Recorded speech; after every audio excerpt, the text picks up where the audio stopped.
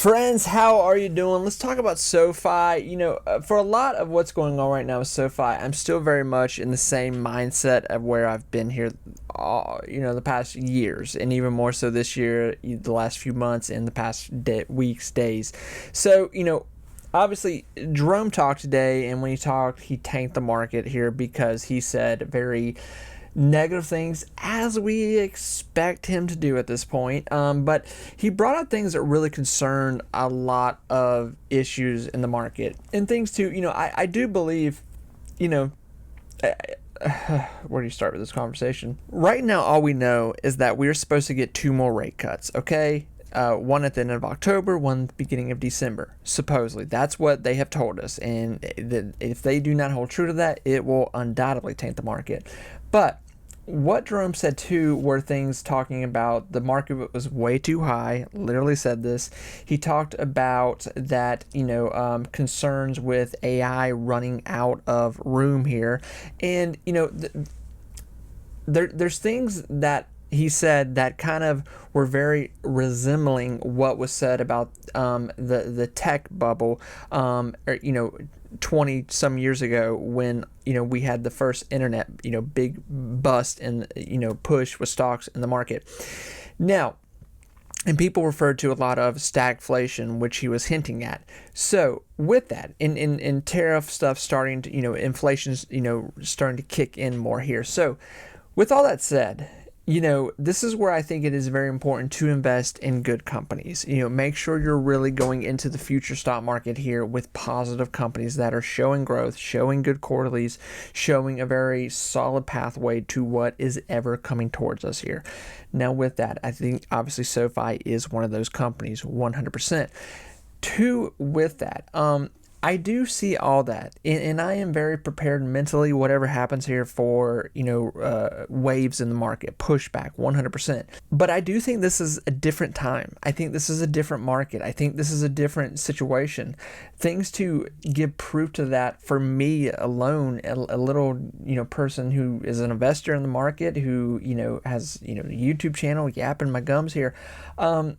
Right now, we have a situation where we have the United States alone. We have the biggest and best profitable AI companies the world has ever seen in the history of mankind. Not only that, we have the banks. We have we have the people. We have more investors in the market right now than we've ever seen in the history of the stock market. I mean, literally, if someone has a phone in their pocket, they are more than likely investing, okay, somewhere, either stock market, crypto market, something. This is just a new thing with the younger generation being in the market, okay? So there's more volume in the market, there's more money in the market more than ever. It's a different little bit of a situation.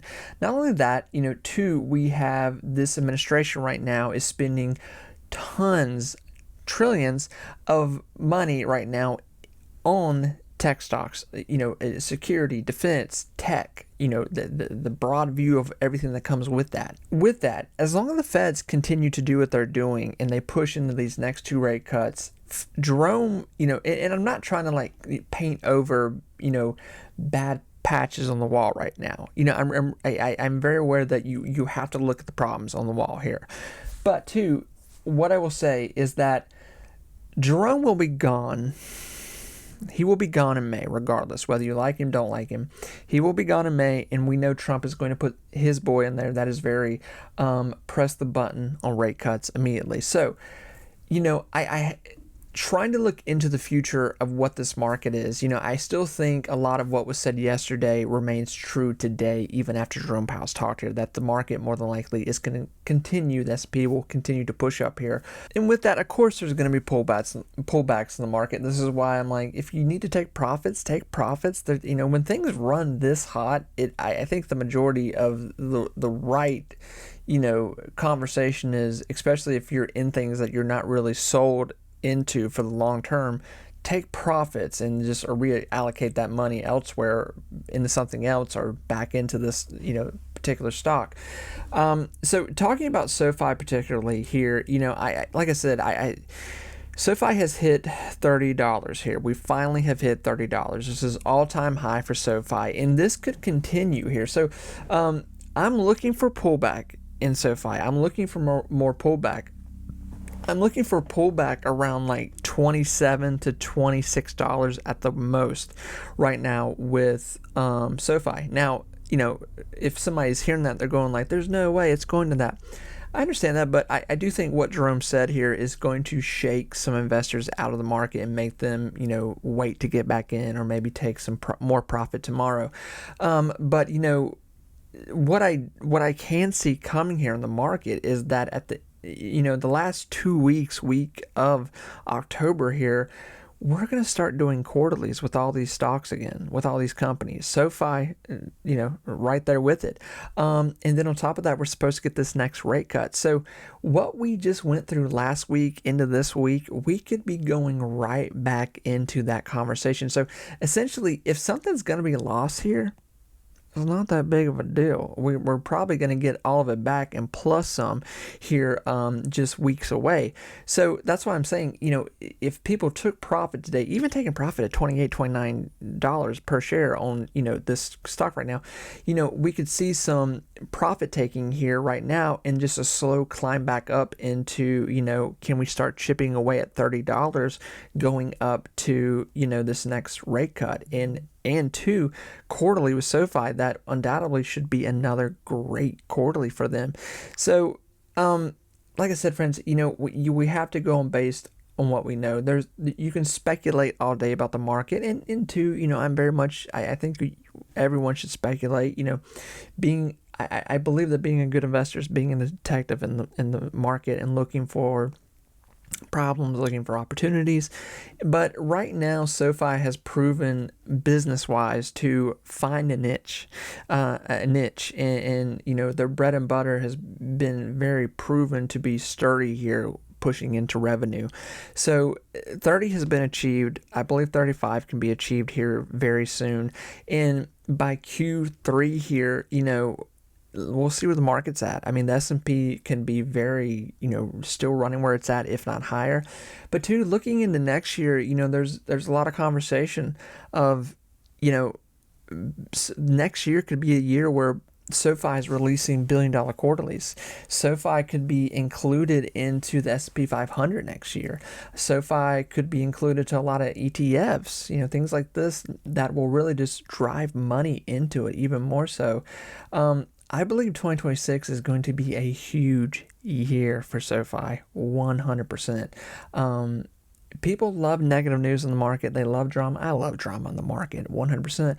But I also love when things do well. I love when there's equal pushback from, positive and negative in the market. You need it. You got to have it. So as much as, Jerome Powell being the Eeyore today, it's somewhat good too, because it's allowing people to push into, stocks more, allocate more money into certain plays. So I'm still very bullish on SoFi here. This is, even today, was such when Jerome talked here, I mean, like soon as Jerome, just the more Jerome kept talking, the stock market went, but what happened, with SoFi alone, it kept $29 all day, which was very impressive. I mean, the fact that it's still sitting at this $29 is okay, there's definitely a strong wall here at $29. And, but I still think, we could easily, if we do see some more drama in the market this week, 28, 27, it's not that big of a deal.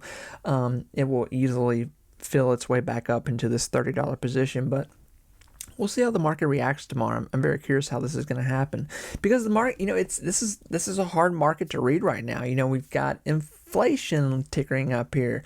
Now Jerome's talking about stagflation, but we're getting 2 more rate cuts. Then, 40 days from now, we're going to be seeing quarterly start to, Q3s be coming out with a lot of our big tech stocks, bank stocks. It's an interesting time to be an investor. Very interesting time. If you love this stuff, this is these are hot episodes we're dealing with every day.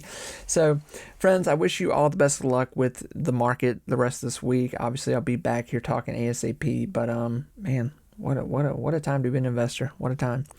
Bye, friends. Take care of yourself.